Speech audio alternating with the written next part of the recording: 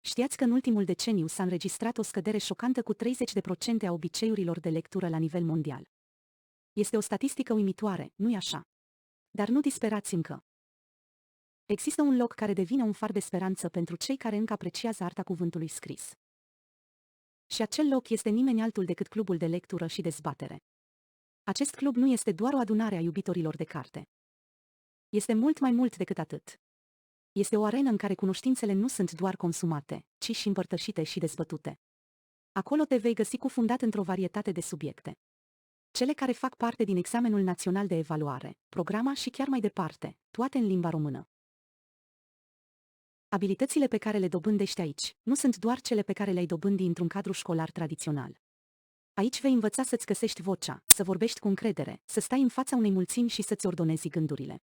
Vei învăța să raționezi, să argumentezi și să gândești critic. Vă veți expune perspectivelor diverse și, făcând acest lucru, vi le veți extinde pe ale dumneavoastră. Clubul se întâlnește în fiecare sâmbătă, la 10 dimineața, timp de 2 ore antrenante. Și începând din decembrie, aceste sesiuni se vor transforma în teste simulate după modelul evaluării naționale. Dar așteptați, sunt mai multe. La prânz, clubul se transformă într-o societate de dezbateri în limba engleză, adăugând o notă globală călătoriei tale de învățare. Deci vezi, acesta nu este doar un club. Este o comunitate. Este o experiență.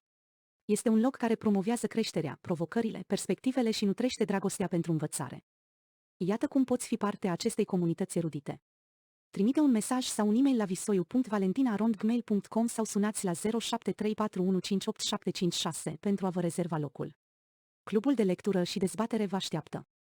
Este timpul să întoarceți pagina, pătrundeți într-o lume a învățării și a dezbaterilor și redescoperiți bucuriile lecturii.